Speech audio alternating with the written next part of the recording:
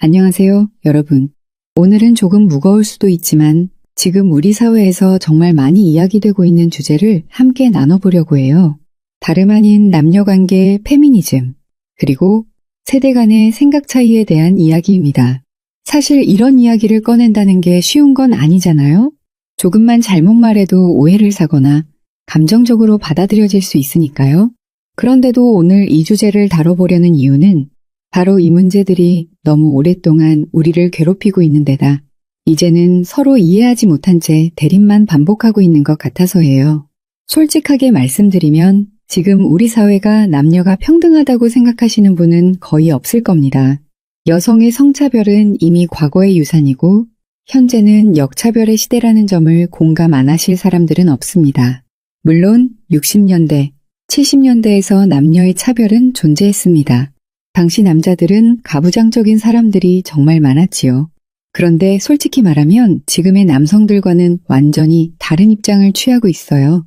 특히 80년대부터 급격히 변해온 환경을 생각해보면 현재의 30대나 40대뿐만 아니라 60대까지 거슬러 올라갑니다. 그들 역시도 역차별로 고생했고 아직까지 그 영향이 미치고 있는 경우가 많아요. 평범하게 생각해보면 지금 60대이신 남자분들은 남자의 권리를 편하게 즐기고 여성을 억압하고 살아왔을까요? 그들은 오히려 권리가 줄어드는 걸 직접 경험한 피해의 세대일 수도 있습니다. 당시에는 남자들이 주로 일을 담당하면서 가정의 생계를 유지하는 데 총력을 기울였습니다. 뿐만 아니라 갑작스러운 사회의 변화로 가정생활도 등한시할 수 없는 사회 풍토가 생겼죠. 그리고 지금도 은퇴는커녕 60이 넘은 나이에 아직도 노동에 시달리고 있어요. 그들에게 있어서 진정한 은퇴란 너무나도 먼 이야기에 해당하죠. 혹시 여러분도 이런 경험 있으신가요? 가족 모임에서 세대 차이로 말싸움이 벌어졌거나 친구들끼리도 남녀 문제로 갑론을 박하다가 감정 상했던 적이요. 특히 최근에는 인터넷이나 방송에서도 이런 이야기가 많이 나오잖아요. 남녀 갈등에 대한 뉴스, 댓글로 불붙는 토론, 그리고 여기저기서 터지는 논란들까지요. 이런 걸 보고 있으면 정말 우리 사회가 왜 이렇게까지 됐을까 싶은 생각이 들기도 해요. 사실 이건 비단 지금만의 문제가 아니에요. 과거로 거슬러 올라가 보면 80년대부터 우리나라의 문화와 사고방식이 크게 바뀌기 시작했거든요. 그 당시에는 전통적인 성 역할에 대한 반발도 있었고 여성의 권리를 주장하는 목소리가 처음으로 대중화되기 시작했어요. 그게 점점 커지면서 90년대, 2000년대를 지나 지금까지 이어지고 있는데 문제는 그 과정에서 서로의 입장이 더 멀어지고 있다는 거예요. 특히 요즘은 과거에 비해 남녀 평등을 위한 제도적 지원도 많아졌고 여성들의 사회적 역할도 많이 확대되었죠. 그런데 이게 왜 오히려 갈등의 불씨가 됐을까요? 남녀가 더 평등해져야 한다는 원칙은 좋은데 어떤 사람들은 여성 우대가 남성 역차별로 느껴지기도 하고 반대로 어떤 사람들은 아직도 여성이 충분히 존중받지 못한다고 생각하기도 해요. 이런 혼란 속에서 각자 자신이 피해를 보고 있다고 느끼는 경우가 많아졌어요. 그래서 오늘은 이런 이야기를 조금 더 깊이 들여다보려고 해요. 우리 사회가 왜 이렇게까지 변했는지, 그 변화를 이끌어온 여러 가지 원인은 무엇인지, 그리고 지금 우리가 어디쯤 서 있는지 말이에요. 여러분도 이 주제에 대해 평소에 궁금했던 점이나 느꼈던 생각이 있으셨다면 제 이야기를 들으면서 한번 곰곰이 생각해 보셨으면 좋겠어요. 최근 한국 사회에서 남성들은 다양한 분야에서 역차별을 경험하고 있다고 느끼고 있습니다. 이러한 인식은 특히 젊은 세대 남성들 사이에서 두드러지며 그들이 겪는 주요 사례들은 다음과 같습니다. 가장 커다란 역차별은 바로 군 복무에 따른 불이익입니다. 대한민국의 모든 남성은 의무적으로 군 복무를 수행해야 합니다. 이로 인해 학업이나 경력에 공백이 생기며 사회 진출 시 여성 동료들에 비해 불리한 위치에 놓이게 됩니다. 한 조사에 따르면 20대 남성의 72%가 남성만 군대에 가는 것이 성차별이라고 느끼고 있습니다. 솔직하게 이야기해보면 남자들에게 여자들 군대 보내자고 하면 찬성하는 사람들 의외로 없습니다. 군대는 어떻게 보면 남성의 의무라고 생각하시는 분들이 많아요. 괜히 군대에 여자들 보내봐야 옷이 작다고 불평이나 하고 신발 예쁜 걸로 꾸밀 생각이나 하니까 속 터질 거 생각하면 차라리 그냥 보낼 생각 자체를 안 하는 거죠. 남자들이 바라는 것은 최소한의 대우와 존중이라고 생각해요. 군대를 대신 가는 것은 하지 않더라도 최소한 군인들을 존중하고 예의를 갖추는 것이 기본이 돼야죠. 그런데 여성들은 예의는커녕 놀리거나 비웃지 않으면 오히려 다행입니다. 대학교 동기생들이 입대할 때 돈 많이 벌지 않냐고 핀잔을 주는 여자 동기들도 꽤 많고요. 요즘 군대에 편하다고 하면서 사회생활 배워오라고 충고도 아끼질 않습니다. 본인들은 절대 해당 안 된다고 생각해서 오히려 트집을 잡거나 헐뜯기를 하는 거죠. 제가 많은 남자들을 만나왔지만 군대 생활을 자랑이나 떠받들어 달라고 이야기하는 사람 못 봤습니다만 여자들은 군인들을 굉장히 약자로 생각하는 경향이 있는 것 같아요. 초췌하고 불쌍한 존재로 군인들을 바라보는 거죠. 그들에게 나라를 지키는 사람들에 대한 존중은 거의 없습니다. 이런 배은 망덕한 자세 때문에 대한민국 남자들은 분노하고 자신들의 의견을 피력하는 거예요. 매번 권리나 주장할지 알지 의무라는 것은 쉽게 생각하질 않습니다. 이런 것들을 보면 요즘 현역 군인들이 줄어들고 있는데 남자들이 현역으로 국방의 의무를 이행하고 여성들이 부족해진 공익 업무를 채워야 한다는 생각이 들 수밖에 없는 겁니다. 공익 업무들이야 여성들도 충분히 할 수 있는 일들이 많거든요. 군대는 남자만 가야 한다고 하면서 뒤로 숨는 것이 정당하지 않는다는 걸 본인들이 가장 잘 알잖아요. 페미니스트들은 항상 남녀의 평등을 외치고 똑같이 해야 한다고 주장을 합니다만 그녀들은 군대 이야기만 나오면 입을 삐쭉 내밀고 뒤로 숨어버립니다. 항상 평등을 외치는 것은 어떤 권리나 이득을 외칠 때뿐인 거죠. 더욱 재미있는 것은 동일 임금에 대한 그들의 견해입니다. 그녀들은 남자와 여자가 동일한 임금을 받아야 한다고 생각을 합니다. 네, 물론 두 사람이 똑같은 일을 할 때는 당연히 동일한 임금을 받아야 합니다. 하지만 그것은 남녀의 차이가 아니라 사람의 차이입니다. 한 사람은 당직 근무도 하고 더 힘들고 어려운 시간에 일을 하면서 돈을 더 버는 건데 이것이 남자라는 이유 돈을 더 번다고 치부해버리는 거예요. 자신들은 낮 시간에만 일하면서 당직은 남자의 일이니까 안 하겠다고 하며 돈은 똑같이 받겠다는 거죠. 즉, 권리는 나눠서 갖고 싶지만 의무는 각자 알아서 하자는 거죠. 이런 논리로 침투해오는 여성들이 정말 더 많아지고 있어요. 국방의 의무에서 쏙 빠져버린 그녀들이 동일한 권리를 주장하는 것은 이미 신뢰를 잃어버린 지 오래입니다. 더욱 특이한 것은 바로 그녀들의 여성 우대 정책에 대한 생각입니다. 그녀들은 항상 자신들이 이미 약자임을 가정하고 시작합니다. 나는 약자니까 내가 더 많이 가져야 한다는 논리죠. 세상에 약자라서 많이 가져야 한다는 법은 어디에도 없습니다. 사회에 더 많이 공헌한 사람이 더 많이 가져가는 것이 오히려 공평한 사회죠. 그러나 그들은 스스로를 약자로 정의하고 여성 우대 정책을 강력하게 지지합니다. 여성 할당제나 여성 전용 공간 등 여성 우대를 위한 정책들이 남성들에게는 역차별로 인식되기도 합니다. 예를 들어 지하철의 여성 전용 칸이나 여성 전용 주차 공간 등이 이에 해당합니다. 이러한 정책들은 여성의 안전과 편의를 위해 도입되었지만 일부 남성들은 자신들이 배제되거나 차별받는다고 느끼고 있습니다. 여성 전용 주차 공간이라는 신박한 생각은 세계 어디에서 유래를 찾기 힘듭니다. 노약자나 장애인을 우대하는 주차 공간이라면 이해를 합니다만 세상의 절반을 차지하고 있는 여성을 우대하는 공간은 어떤 의미로도 해석이 불가능합니다. 주차를 못하는 사람들을 위한 사회의 배려인가요? 편의를 위해서 만들자고 했던 지하철의 여성 전용 칸은 더 기가 막히게 됩니다. 일반 남성들을 잠재적 범죄자라고 생각하는 건가요? 특히 분홍색으로 박스가 되어 있는 그 주차 공간은 상당히 거부감을 들게 만듭니다. 여성이라는 이유로 주차 자리까지 양보를 해야 한다면 세상 모든 일에서 다 보호받아야 할 겁니다. 하나부터 열까지 끝이 없는 그녀들의 요구에 지칠 수밖에 없다고 생각을 해요. 물론 여성들의 화장실 문제에 대해서는 어느 정도 공감을 합니다. 속도가 빠른 남성들과 달리 처리 속도가 늦은 여성들을 위해 더 많은 화장실을 만들어줘야 한다고 생각합니다. 그것은 아주 정상적이고 명백하기 때문입니다. 그런데 지각 능력이나 주차 능력이 떨어져서 주차 공간을 우대한다는 것은 말이 되질 않아요. 이걸 인정하는 순간 남녀의 운전면허증부터 달라야 합니다. 능력이 더 부족한 만큼 더 어렵고 더 강력한 운전시험을 치르게 해야 합니다. 기묘사라고 불리는 여성들이 사실 차를 끌고 도로로 쏟아지고 있습니다만 그녀들의 운전 실력을 보고 있자면 여성 우대 주차장을 세상의 절반으로 깔아도 할 말이 없습니다. 차라리 그럴 거면 도로의 절반을 분홍색으로 칠해서 여성들만 운전하는 라인을 만들어줘야 합니다. 실력을 보자면 그렇지만 그것이 배려받아야 할 것은 아니지 않습니까? 운전 실력이 모자라면 연습을 하고 노력을 해서 실력을 늘려야죠. 배려를 받아서 더 쉽게 살려는 것은 오히려 부족함을 스스로 인정하는 꼴입니다. 여성들의 이런 이중적인 태도를 보자면 속에서 부하가 치밀어 오릅니다. 걸스 캔 두 애니띵이라는 그녀들의 말과는 전혀 다른 이야기를 하고 있어요.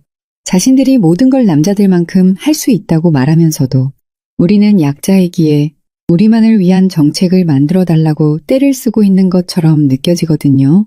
점점 더 가관이 되어가는 우리나라의 현실을 생각해보면 지금 여기서 막아야 합니다. 범람하고 있는 그들의 억측과 주장을 여기서 끊어내야 해요.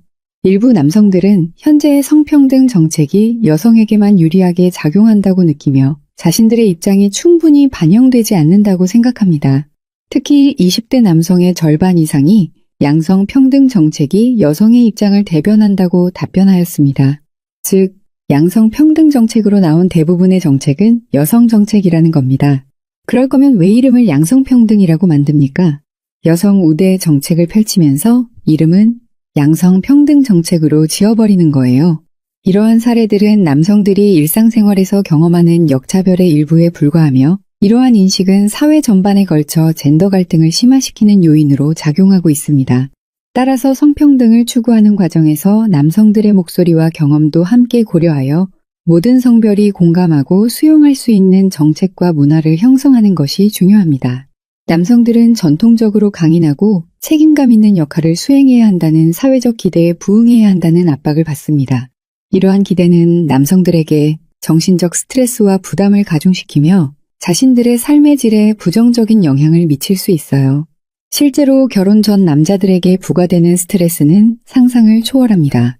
뿐만 아니라 남자들이 느끼는 해고와 여성들이 느끼는 해고는 느낌 자체가 다릅니다. 남성들에게 해고는 목숨줄을 쥐고 흔드는 느낌이라면 여성들은 알바 자리 잘린 정도의 슬픔을 주고 있으니까요. 대부분의 여성들은 자신들이 일을 하는 것을 대단하다고 생각하는 경향이 있어요. 그러나 남자들이 일하는 것은 당연하다고 생각을 하죠. 오히려 남자들이 집안일을 하거나 여자보다 돈을 못 벌면 손가락질하는 경향도 있죠. 당연히 남자니까 돈을 많이 벌고 밖에서 돈을 벌어야 한다고 전통적인 가치관을 씌워버리는 겁니다. 그녀들은 남자니까 집을 사오고 최소한 전셋값이라도 들고 와야 한다는 전통적인 가치관을 뒤집어 씌웁니다. 그러나 그들이 짊어져야 할 시댁에 대한 책임과 의무는 벗어던집니다. 그것들은 이미 썩어빠진 전통적 가치라고 비난하고 비판해버리죠. 자신들의 유리한 전통적 가치관은 지켜야 할 유산이라고 이야기를 하고 불리한 전통적인 것들을 모두 없애버리고 있는 겁니다. 이런 가운데 남성들은 이중적으로 부담이 더 커져버리게 될 수밖에 없죠. 전통적인 가치관과 현대적인 가치관 모두 의무만 남성들에게 짊어지고 가게 만드는 여성들의 현실인 겁니다. 2000년대 이후 한국 사회는 빠르게 변화하며 다양한 콘텐츠와 문화가 대중의 삶에 깊이 스며들었습니다. 하지만 이러한 변화는 남성들에게 불합리한 측면을 남겨두는 결과를 가져왔고 이는 남성들로 하여금 자신들이 역차별받고 있다고 느끼게 만들었습니다. 2000년대 이후 대중문화는 남성보다 여성을 더 중심으로 묘사하는 경향이 강해졌습니다. 특히 드라마와 예능 프로그램은 남성을 희생자 또는 가해자로 묘사하거나 여성 주인공의 삶을 개선하는 조력자로 단순화하는 경우가 많았습니다. 이런 콘텐츠는 자연스럽게 남성의 가치와 역할을 축소시키는 결과를 낳았습니다. 동시에 여성의 성공과 행복을 남성의 지원에만 의존하는 신데렐라 서사를 반복적으로 재생산하면서 현실의 남성들에게 과도한 기대감을 심어주는 부작용도 초래했습니다. 여자라서 행복하다던 그녀들은 이미 남성의 풍요에 의존하는 역할을 자처해버렸습니다. 또 대부분의 미디어가 쏟아내고 있는 신데렐라 드라마들은 오히려 여성들에게 차별적입니다. 항상 주인공은 가난하고 밝은 여성이고 남자들은 사회적 권한과 위치와 돈이 있는 남자들이죠. 이런 남자들을 만나서 여자는 행복해지고 즐거워진다는 내용이 대부분입니다. 여러 드라마들은 직업만 다를 뿐 결과와 과정은 거의 비슷하죠. 진부한 내용이고 여성 차별적입니다만 대부분의 소비층은 젊은 여자들입니다. 이런 삼류 드라마는 남자들은 애초에 쳐다보지도 않습니다. 현실과 너무 동떨어져 있고 재미도 없으며 결말도 항상 뻔하게 끝나죠. 그러나 머리에 돌밖에 들지 않은 젊은 여자들은 아직도 백마탄 왕자를 꿈꾸며 이런 드라마들을 소비합니다. 누군가 시궁창 같은 자신의 삶을 구원하지 않을까 하면서 드라마의 남자 주인공에 빠지는 거죠. 젊고 잘생긴 재벌 2세의 당찬 대쉬나 말도 안 되게 인기 많은 남자 주인공의 열렬한 사랑 같은 뻔한 이야기죠. 이런 이야기를 보면 여자들은 자신들도 대접받는 게 당연하다는 착각을 합니다. 그 내용들은 전부 보잘것없고 별것없는 여자들이 남자의 사랑을 받고 성공하는 과정을 담고 있거든요. 자신들이 변화할 생각은 안 하고 좋은 남자 하나 물어야겠다는 환상만 심어줄 뿐인 거죠. 이렇게 되니까 평범한 자신들의 남자친구들을 물고 늘어지기 시작합니다. 너는 왜 선물을 이것밖에 못 사주냐고 핀잔을 주고 명품 가방을 사달라고 조르기도 하죠. 본인들의 수준은 생각 안 하고 남자 하나 고쳐먹을 생각밖에 안 하는 거예요. 더 나아가서 인스타그램이나 유튜브를 찾아보고 단단히 마음을 먹습니다. 내가 더 좋은 남자를 만날 수 있다고 생각하면서 비교질을 시작하죠. 맨날 잘 나가는 여자들 꽁무니만 쫓아다니면서 시녀짓이나 하고 다니는 거예요. 예쁜 거나 귀여운 것들만 찾아다니면서 삶을 소비하고 비교를 시작합니다. SNS에 빠져서 현재의 행복만 추구하는 삶을 소비하거든요. 물론 자신의 돈으로 자신의 능력으로 현재의 가치를 추구하면 그것 자체는 존중해야겠지만 문제는 자신의 남자친구들을 올가맨다는 데 있습니다. 어떻게든 물질적으로 선물을 받거나 고급 레스토랑이나 호텔을 가자고 조르거든요. 특히 1박에 50만 원 넘게 하는 호캉스를 너무 당연스럽게 요구를 합니다. 아주 보스라치 같은 행태로 자신들은 언제나 교통카드 한 장만 들고 다니죠. 자동차 없는 남자와 데이트는 아예 꿈꾸지도 않습니다. 차가 없는 남자는 데이트를 못하는 사람이라고 프레임을 씌워버리죠. 이렇게 연애시장에서 남자들을 못살게 구는 여자들은 나중에 결혼시장에서 버려집니다. 남자분들 중에서도 이런 갑질당하면 좋게 좋게 쓰다가 버리시면 됩니다. 어차피 나중에 결혼 못하고 도태될 거니까 크게 신경 쓸 필요도 없어요. 미디어의 영향으로 현대사회에서 연애와 결혼에 대한 콘텐츠는 종종 남성들에게 불리한 경제적 조건을 강조합니다. 드라마와 예능에서 고급 레스토랑, 데이트, 명품 선물 등 높은 수준의 소비가 자연스러운 연애의 일부로 그려지며 이는 현실 속 남성들에게 큰 부담을 안깁니다. 실제로 오마카세 데이트, 5성급 호텔 숙박 같은 문화는 연애와 결혼 시장에서 남성들에게 높은 경제력을 요구하는 기준을 강화했습니다.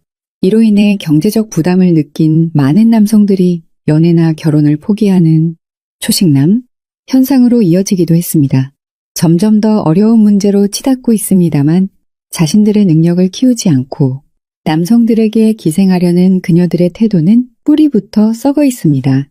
2000년대 이후 페미니즘과 젠더 이슈가 활발히 논의되면서 여성의 목소리는 점점 더 커졌습니다. 이는 긍정적인 변화일 수 있지만 그 과정에서 남성들이 제기하는 문제나 불만은 상대적으로 불편한 목소리로 치부되는 경우가 많았습니다. 이런 분위기 속에서 남성들이 겪는 차별과 불이익은 공론장에서 충분히 다뤄지지 못하고 있으며 결과적으로 남성들은 자신들이 부당한 대우를 받고 있음에도 이를 표현할 창구가 없다고 느끼고 있습니다. 결국 한국 사회는 겉으로는 성평등을 외치면서도 남성들에게는 가혹한 기대와 책임을 계속해서 부과하고 있습니다. 이는 남성들이 스스로를 더 소외된 존재로 인식하게 만들고 나아가 사회적 갈등을 더욱 심화시키는 결과를 낳고 있습니다. 연애시장에서의 경제적 기생 문화는 어제 오늘의 일이 아닙니다. 현대 연애시장에서는 남성들에게 경제적 부담이 지나치게 가중되고 있습니다. 예를 들어 데이트 비용 전액 부담, 명품 선물, 고급 레스토랑 식사 등이 당연시되는 분위기가 형성되었습니다. 문제는 일부 여성들이 이러한 문화를 악용하며 자신들의 경제적 능력을 기르기보다는 남성의 경제력을 기대하며 희생하는 모습을 보이는 경우가 있다는 점입니다. 더욱이 연애 과정에서 최적의 조건을 가진 남성을 만나기 위해 다수의 남성과 동시에 관계를 유지하거나 이들을 비교 대상으로 삼는 행동은 남성들에게 심리적 상처를 주고 연애 시장 자체를 왜곡시키는 결과를 초래하고 있습니다. 이러한 상황에서 남성들은 연애를 경제적 부담과 정신적 소모의 과정으로 여기며 점점 더 연애와 결혼을 포기하는 사례가 늘고 있습니다. 또한 SNS의 발달은 인간관계와 자기 표현에 많은 변화를 가져왔습니다. 그러나 이와 동시에 남성과 여성 간의 갈등을 증폭시키는 요소로 작용하고 있습니다. 특히 일부 여성들은 SNS를 통해 자신의 연애나 결혼 상대를 공개적으로 비교하거나 더 나은 조건의 삶을 과시하며 다른 남성들과 경쟁하게 만드는 경우가 많습니다. SNS 속에서는 연애와 결혼이 단순한 관계가 아니라 경제적 우위를 드러내는 장으로 변질되고 있으며 이는 남성들에게 상실감을 안기고 여성들에 대한 부정적인 시각을 강화시키고 있습니다. 일부 남성들은 이러한 현상을 SNS로 인한 관계 파탄이라고 표현하며 이 때문에 연애 자체를 기피하는 현상까지 발생하고 있습니다. 일부 여성들은 자신들의 경제적 능력이나 직업적 성취를 키우기보다는 남성에게 의존하는 삶을 선택하고 있습니다. 이는 단순히 연애와 결혼의 문제를 넘어서 사회적 관계 전반에서 남성과 여성 간의 불평등한 역할을 고착화시키고 있습니다. 특히 결혼 후에도 가사와 육아를 이유로 남성에게 경제적 책임을 전가하는 경우가 많으며 이는 가정 내에서 남성들에게 과도한 부담을 안겨줍니다. 그녀들의 대부분은 남성의 희생을 당연시하는 문화가 자리 잡고 있어요. 연애와 결혼뿐만 아니라 한국 사회 전반에서 남성의 희생은 당연하게 여겨지고 있습니다. 연애 시장에서는 경제적 지원을, 결혼 시장에서는 집과 자동차를 준비해야 하는 역할을 강요받는 남성들이 많습니다. 반면 여성들은 이러한 희생을 권리로 받아들이거나 더 나은 조건을 찾기 위해 남성을 평가하는 태도를 보이기도 합니다. 한국 사회는 성평등을 외치며 여성을 위한 정책과 문화를 확산시켰지만 그 과정에서 남성들이 겪는 고립감은 오히려 더 커졌습니다. 젊은 세대 남성들은 자신들의 노력이 인정받지 못하거나 오히려 남성이라는 이유로 역차별을 받고 있다고 느낍니다. 이는 여성들에 대한 부정적 인식을 강화시키고 더 이상 연애나 결혼을 삶의 필수 조건으로 보지 않게 만들고 있습니다. 대한민국의 사회는 이미 남성의 희생과 갈등을 심화시키는 사회 구조가 되어버렸습니다. 가장 큰 원인으로는 첫 번째, 가부장제의 잔재와 과도한 책임이 남아있어서 그렇습니다. 현대사회는 가부장제를 극복하기 위해 변화해왔지만 그 잔재는 여전히 남성들에게 과도한 책임감을 요구하는 형태로 남아있습니다. 특히 결혼을 전제로 한 관계에서는 집 마련, 결혼 비용, 경제적 안정까지 모든 책임이 남성에게 집중됩니다. 이에 반해 여성은 사회적으로 결혼 시장에서 유리한 위치에 있다고 여겨지며 더 나은 조건을 찾으려는 경향을 보이는 경우도 있습니다. 이러한 상황은 남성들에게 경제적 부담을 넘어 정서적 피로감을 안겨주고 있습니다. 가부장제는 이미 과거의 유물로 대한민국에서 보기 힘들지만 남성들의 의무를 위한 가부장제는 아직도 그 자리에 남아 있습니다. 그 잔재들은 현대를 살아가는 남성들에게 가장 큰 족쇄가 되고 있는 겁니다. 사실 최근에 가장 크게 부각되고 있는 것이 바로 여성 우월주의, 즉 페미니즘입니다. 페미니즘은 성평등을 위한 중요한 사상이지만 일부 급진적인 페미니즘 담론은 남성들에게 적대적이거나 배타적으로 작용하기도 합니다. 특히 온라인 공간에서는 남성을 잠재적 가해자로 몰거나 남성의 고충을 인정하지 않는 태도가 보이기도 합니다. 이는 젊은 남성들 사이에서 남성 혐오라는 새로운 갈등의 불씨로 번지고 있습니다. 한편 이러한 분위기 속에서 남성들이 자신의 어려움을 이야기하려 하면 남성의 특권을 놓기 싫은 변명으로 치부되거나 문제 자체가 논의의 장에서 배제되는 경우도 많습니다. 이로 인해 남성들은 점점 더 자신의 감정을 억누르거나 아예 사회적 담론에서 스스로를 배제하는 모습을 보이고 있습니다. 대한민국 사회에서 페미니즘과 남성 혐오의 대두는 젠더 갈등을 심화시키며 사회 전반의 다양한 문제와 위험을 초래하고 있습니다. 이러한 현상은 사회를 병들게 만들고 있습니다. 페미니즘 운동의 확산의 가장 큰 단점은 바로 남녀 갈등을 심화시킨다는 데 있습니다. 이러한 젠더 갈등은 남녀의 사이를 더욱 벌려놓고 있습니다. 화합이나 화해가 아닌 갈등과 투쟁으로 차이가 더 벌어지고 있는 겁니다. 한국 사회 전체가 남녀 갈등이 극으로 치닫고 있으면 온라인 공간에서는 남성에 대한 혐오 표현 증가하고 있습니다. 이들이 온라인 공간에서 남성 혐오를 하는 것은 크게 두 가지 원인이 있습니다. 가장 대표적인 것은 돈을 위한 억지 주장 펼치기입니다. 이들은 남성을 억압하고 부정적인 말을 쏟아낼 때마다 여성 우월주의자들에게 더 큰 지지를 받습니다. 이런 지지들은 결국 돈으로 후원을 받게 되기도 하죠. 점점 더 많은 후원을 바라는 여성들은 더 강력하게 남성들을 노골적으로 비판합니다. 그들의 주장을 뒷받침할 어떠한 근거도 없지만 일단은 비난하고 보면 후원금이 생긴다는 점을 악용하는 겁니다. 더 유명해지기 위해 그들은 더 자극적으로 남성들을 비난하기 시작합니다. 또 남녀 갈등을 더 분화시키기 위해 더 노골적이고 자극적인 표현도 스스럼 없이 드러내고 있죠.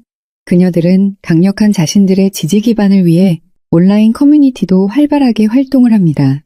이 커뮤니티들에서 자신들의 강력한 지지의 초석을 쌓고 이를 통해 더 많은 후원금을 노리는 겁니다. 남성을 공격하고 비난하는 것이 여성들의 지지를 받는다는 것을 배운 여성들은 거기에 머무르지 않습니다. 한 발 더 나아가서 정치적 이슈를 만들어서 개인의 이익을 취하게 됩니다. 정치적으로 여성 우월주의를 앞세워 더 많은 여성들에게 지지를 끌어내려는 겁니다. 사실 그녀들의 주장의 대부분은 여자라면 나를 찍어주세요라는 취지밖에 되지 않습니다. 정책들의 기본이나 기초도 지키지 않고 단순히 같은 여성으로 투표를 호소할 뿐이죠. 젠더 이슈는 정치권에서도 주요한 논쟁거리로 부상하였고 이를 이용하는 여성들은 정계 진출을 활발히 하고 있습니다. 개인적으로 보면 다른 정치인들과는 능력 자체가 완전히 다릅니다. 개인적인 커리어나 능력으로 볼 때 국회는커녕 동사무소도 기웃거리기 힘든 스펙으로 당당하게 무논리 여성들에 힘입어 정계로 진출하고 있는 거죠. 이런 전략이 통하게 되니까 일부 정치인들은 젠더 갈등을 정치적 이익을 위해 이용하며 이는 사회적 양극화를 더욱 심화시키고 있습니다. 또한 성평등 정책에 대한 찬반 논쟁이 격화되면서 실질적인 문제 해결보다는 이념적 대립이 부각되고 있습니다. 그녀들이 원하는 것은 성평등이나 남녀평등이 아닌 것처럼 보입니다. 그저 더 많이 갈등하고 대립하고 싸워서 거기에 나오는 이익을 원하는 것처럼 보이죠. 사실 그녀들이 가장 무서워하는 것은 남녀의 갈등이 없는 평화로운 시대입니다. 그녀들이 이익을 얻기 위해서는 오히려 남녀가 치열하게 대립하는 것이 더 유리하기 때문이죠. 이러한 남성 혐오와 여성 혐오의 확산은 사회 구성원 간의 신뢰를 약화시키며 공동체 의식을 훼손해요. 이는 사회적 연대와 협력을 저해하고 공동의 문제 해결을 어렵게 만드는 요인으로 작용합니다. 특히 젊은 세대 사이에서 이러한 현상이 두드러지며 이는 미래 사회의 통합에 부정적인 영향을 미칠 수 있습니다. 지속적인 젠더 갈등과 혐오는 개인의 정신건강에도 부정적인 영향을 미칩니다. 우울증, 불안, 스트레스 등의 정신적 문제가 증가하며 이는 사회 전체의 안정성을 위협하는 요소로 작용할 수 있습니다. 또한 이러한 갈등은 사회적 폭력으로 이어질 위험성을 내포하고 있습니다. 젠더 갈등으로 인한 사회적 불안정은 경제활동에도 부정적인 영향을 미칩니다. 직장 내 성별 갈등, 성차별 논란 등은 조직의 생산성을 저하시킬 수 있으며 이는 국가 경제 전반에 부정적인 영향을 미칠 수 있습니다. 또한 젠더 갈등으로 인한 사회적 비용이 증가하여 경제적 손실을 초래할 수 있습니다. 학교 내에서도 젠더 갈등이 표출되며 이는 교육 환경을 악화시키는 요인으로 작용합니다. 학생들 사이의 성별 갈등, 성차별적 언행 등은 학습 분위기를 저해하며 올바른 가치관 형성을 방해할 수 있습니다. 이는 미래 세대의 사회적 통합과 발전에 부정적인 영향을 미칠 수 있습니다. 젠더 갈등으로 인한 법적 분쟁이 증가하면서 사회적 비용이 상승하고 있습니다. 성차별, 성희롱, 명예훼손 등과 관련된 소송이 늘어나면서 사법 시스템에 부담을 주고 있으며 이는 사회 전체의 법적 안정성을 저해하는 요인으로 작용합니다. 젠더 갈등은 가족 내 갈등을 유발하며 이는 가족 해체로 이어질 수 있습니다.